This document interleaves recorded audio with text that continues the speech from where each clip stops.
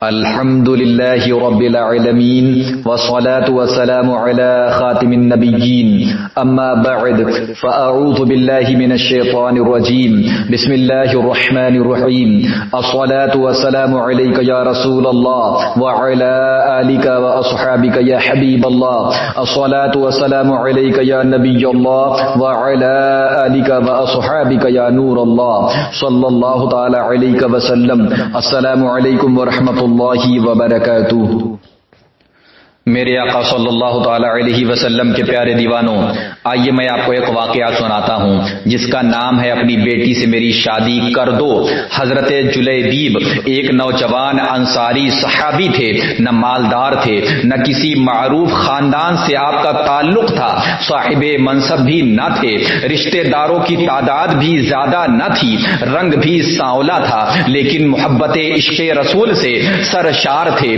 بھوک کی حالت میں پھٹے پرانے کپڑے پہنے تاجدار کائنات صلی اللہ علیہ وسلم کی خدمت میں حاضر ہوتے، علم سیکھتے اور صحبت سے فیضیاب ہوتے۔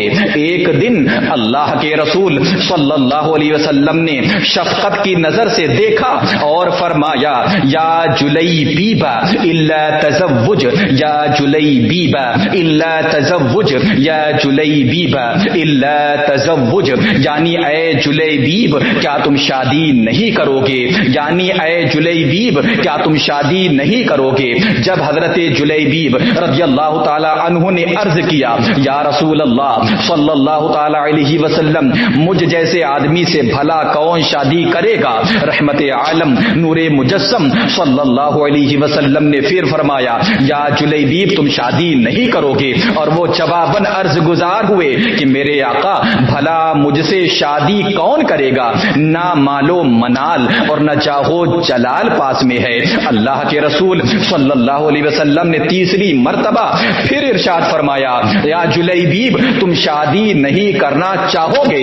جواب میں انہوں نے پھر وہی کہا، اے سید کونین صلی اللہ علیہ وسلم مجھ سے شادی کا بھلا کون سوچے گا، میرے پاس کوئی منصب نہیں، میری شکل بھی اچھی نہیں، نہ میرا خاندان بڑا ہے اور نہ مال و دولت کی ہوا لگی ہے۔ حضور رحمت عالم صلی اللہ علیہ وسلم نے ارشاد فرمایا، یعنی یا جلیبیب فلاں انصاری کے گھر چلے جاؤ اور ان سے جا کر کہہ دو، اللہ کے رسول صلی اللہ علیہ وسلم نے تمہیں سلام کہا ہے اور فرما رہے ہیں کہ اپنی بیٹی سے میری شادی کر دو۔ سبحان اللہ۔ میرے آقا صلی اللہ تعالی علیہ وسلم کے پیارے دیوانوں، حضرت جلیبیب خوشی خوشی اس انصاری کے گھر گئے اور دروازے پر دستک دی۔ گھر والوں نے پوچھا کون؟ کہا جلیبیب۔ کہا گھر والوں نے کہا ہم تو تمہیں نہیں جانتے، نہ تم سے کوئی غرض ہے نہ تم سے کوئی واسطہ ہے۔ اللہ اکبر کبیرہ۔ خیر گھر کا مالک باہر نکلا، ادھر حضرت جلیبیب کھڑے تھے، پوچھا کیا چاہتے ہو اور کدھر سے آئے ہو؟ کہا اللہ کے رسول صلی اللہ علیہ وسلم نے تمہیں سلام بھجوایا ہے۔ یہ سننے کی دیر تھی کہ گھر میں خوشی کی لہر دوڑ گئی کہ تاجدار کائنات صلی اللہ علیہ وسلم نے ہمیں تحفہ سلام بھیجا ہے۔ ارے یہ تو بہت ہی خوش بختی کا مقام ہے کہ ہمیں رحمت عالم نور مجسم صلی اللہ علیہ وسلم نے سلام کہلا بھیجا ہے۔ حضرت جلیبیب کہنے لگے آگے بھی سنو، رسول اللہ صلی اللہ علیہ وسلم نے تمہیں حکم دیا ہے کہ اپنی بیٹی کی شادی مجھ سے کر دو۔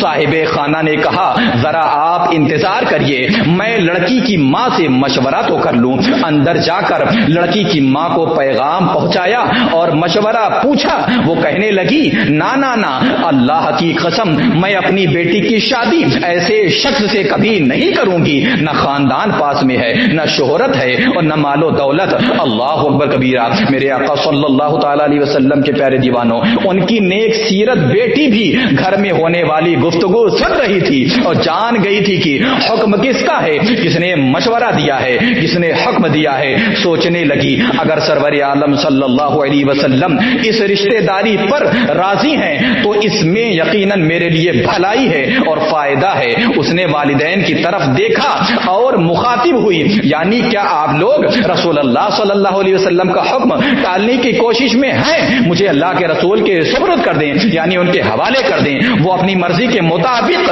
جہاں چاہے میری شادی کریں، کیونکہ وہ ہرگز مجھے ضائع نہیں ہونے دیں گے۔ سبحان اللہ۔ پھر لڑکی نے اللہ تعالیٰ کے اس فرمان کی تلاوت کی، وما كان لمؤمن ولا مؤمنة اذا قضى الله ورسوله امرا ان يكون لهم الخيرة من امرهم۔ سورہ احزاب کی آیت ہے 33 اور 36۔ اور دیکھو کسی مومن مرد و عورت کو اللہ اور اس کے رسول کے فیصلے کے بعد اپنے امور میں کوئی اختیار باقی نہیں رہتا۔